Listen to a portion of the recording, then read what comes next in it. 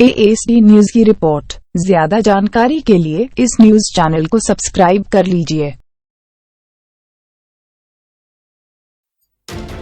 असीरगढ़ किले से जुड़ी कई रहस्यमय और रोचक बातें सुनने को मिलती हैं, जिनमें सबसे महत्वपूर्ण और विख्यात है अश्वत्थामा की कहानी।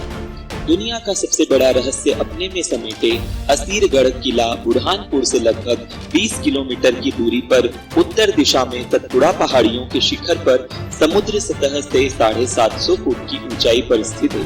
बुरहानपुर खंडवा से लगभग 80 किलोमीटर दूर है। अश्वत्थामा का वजूद आज भी है। महाभारत के बारे में जानने वाले लोग अश्वत्थामा के बारे में तो जानते ही होंगे। कहा जाता है कि महाभारत के कई प्रमुख चरित्रों में से एक अश्वत्थामा का वजूद आज भी है। अगर यह जानकर आप हैरान हो रहे हैं तो हम आपको बता दें कि ये सच है। पिछले लगभग 5000 वर्षों से अश्वत्थामा भटक रहे हैं। ऐसा माना जाता है कि बुरहानपुर मध्य प्रदेश स्थित असीरगढ़ किले की शिव मंदिर में प्रतिदिन सबसे पहले पूजा करने आते हैं अश्वत्थामा। शिवलिंग पर प्रतिदिन सुबह ताजा फूल और गुलाल चढ़ा मिलना अपने आप में एक रहस्य है। हम यहाँ आपको महाभारत काल के अश्वत्थामा से जुड़ी वो खास बातें बताने जा रहे हैं जिनके बारे में आपको शायद ही मालूम होगा।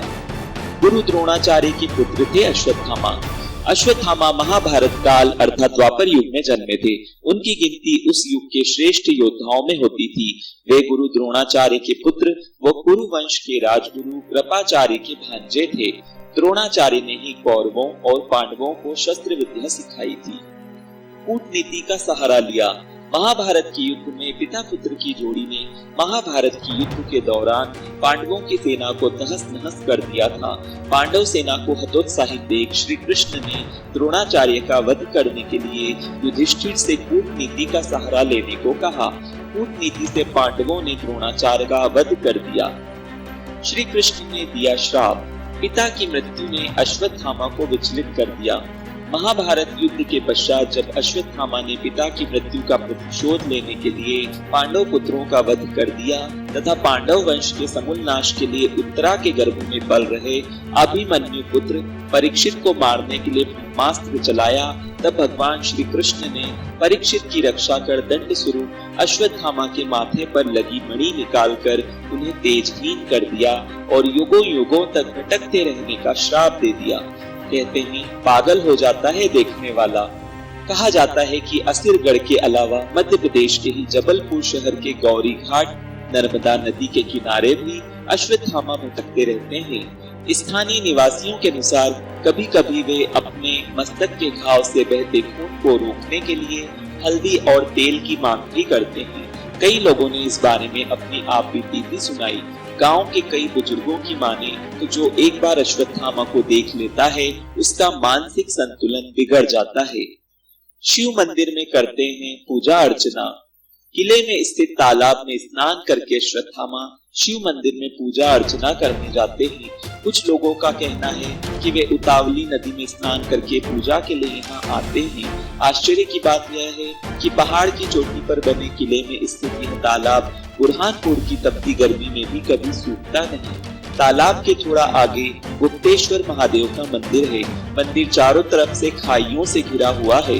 कहा जाता है कि इन्हीं खाइयों में से किसी एक में गुप्त रास्ता बना हुआ है जो खांडव वन यानी खंडवा जिला से होता हुआ सीधे इस मंदिर में निकलता है। इसी रास्ते से अश्वत्थामा आते हैं मंदिर। इसी रास्ते से होते हुए अश्वत्थामा मंदिर के अंदर आते हैं। भले ही इस मंदिर में कोई रोशनी और आधुनिक व्यवस्था न हो, यहाँ परिंदा भी पर न मारता हो, लेकिन पूजा लगातार जारी है। शिवलिंग पर प्रतिदिन ताजा फूल एवं गुलाल चढ़ा रहता है। मानो तो यह सच है, न मानो तो झूठ। बुरहानपुर के इतिहासविद डॉक्टर मोहम्मद शफी, प्रोफेसर, सेवा सदन महाविद्यालय बुरहानपुर ने बताया कि बुरहानपुर का इतिहास महाभारत काल से जुड़ा हुआ है। पहले यह जगह खांडव वन से जुड़ी हुई थी। किले का नाम असीरगढ़ यहाँ के एक प्रमुख चरवाहे आसा अहिर के नाम पर रखा गया था। किले को यह स्वरूप 1380 ईस्वी में फारूकी वंश के बादशाहों ने दिया था। जहाँ तक अश्वत्थामा की बात है तो शफी साहब फरमाते हैं कि मैंने बचपन से ही इन कहानियों को सुना है। मानो तो यह सच है, न मानो तो झूठ। अष्ट चिरंजीवियों में से एक हैं अश्वत्थामा। महाभारत के प्रमुख पात्रों में से एक अश्वत्थामा थे। ये कौरवों व पांडवों के गुरु द्रोणाचार्य के पुत्र थे।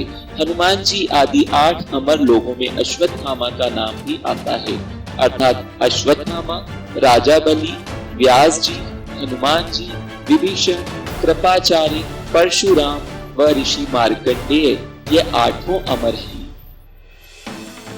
It's ASD News presentation. For more news updates, subscribe ASD News.